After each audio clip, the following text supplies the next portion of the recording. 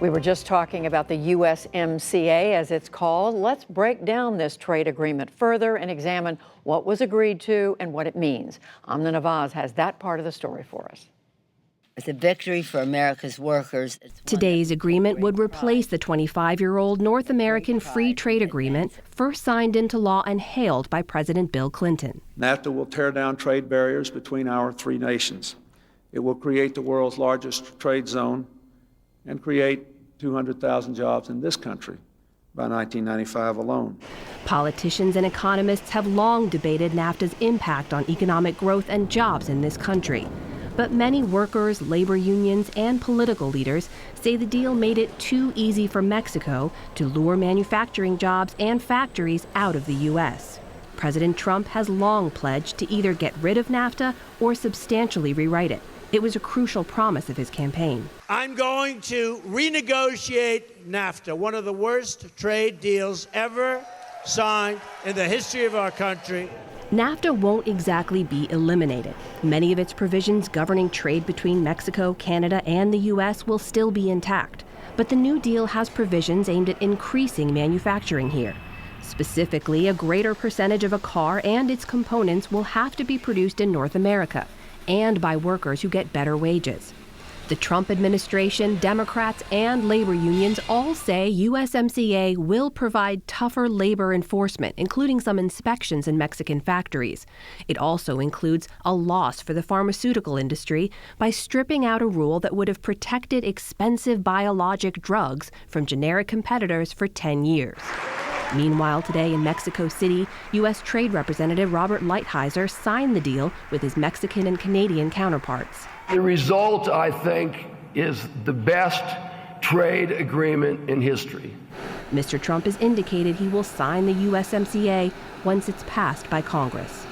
For a closer look at some of the provisions in this new deal and what their impact will be, I'm joined by Christopher Wilson, who closely follows NAFTA and Mexico for the nonpartisan Wilson Center. Welcome to the NewsHour. Thanks a lot for having me. So let's take a step back here. Some of the provisions from the previous NAFTA deal do remain in this new deal. How substantially different is this new USMCA from the old NAFTA? Yeah, I would say that the new USMCA is really 90% NAFTA. And that's actually the most important thing here, is that what happened is that this cloud of uncertainty about the future of NAFTA, the possibility that the president might withdraw from NAFTA, goes away with the agreement around the completion of the USMCA.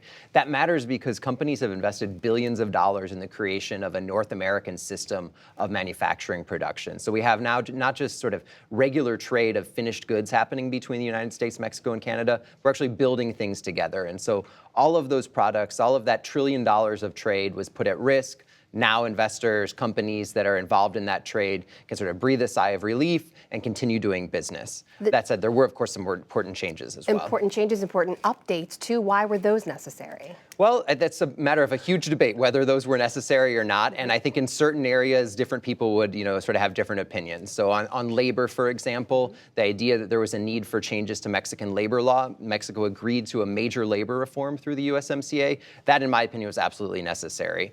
Workers in Mexico were not well represented previously, or not currently well represented. But under the new labor reform, they'll have real unions that represent the workers instead of employer-dominated unions that have probably artificially suppressed wages to a certain extent in Mexico previously. So hopefully that will change for the better following this agreement. There's also been sort of a rebalancing, right? There was this big push to try to bring back those manufacturing jobs to the U.S., protect the wages here.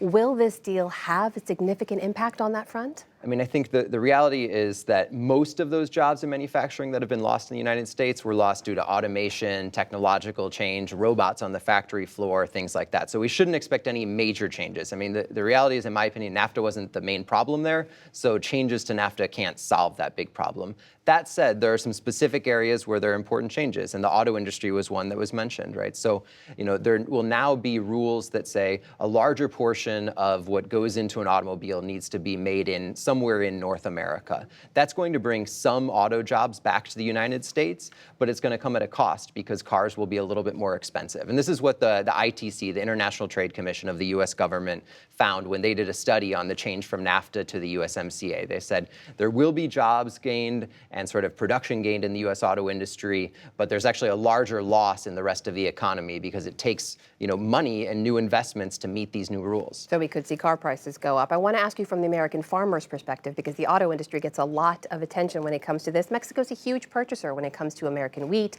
and barley. Farmers have had a lot of uncertainty, not just with this deal, but also under the trade tariffs.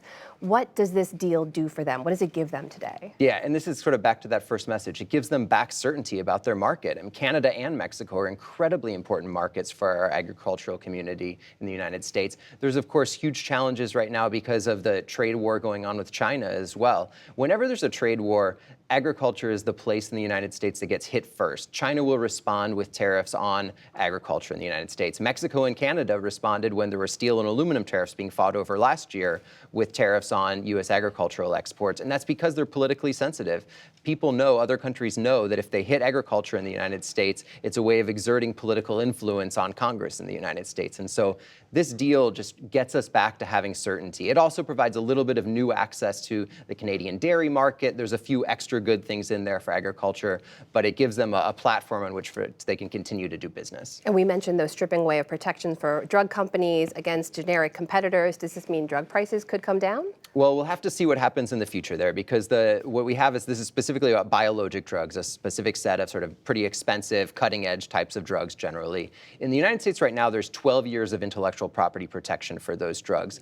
Under the USMCA before, there had been a commitment to 10 years of protections for them. Democrats might like to lower that level, from 12 years to something lower than 10 years possibly in the future. And now with the update to this, the agreement that they just negotiated, they'll be able to do that if they want to. But this is all going to depend on what happens in the 2020 elections in the United States. But maybe sometime in the future there will be a change on that specific set of drugs. Like a lot of things, it's going to depend on what happens in the 2020 elections. Absolutely. Christopher Wilson of the Mexico Institute at the Wilson Center. Thanks so much for being here. Thank you, Amna.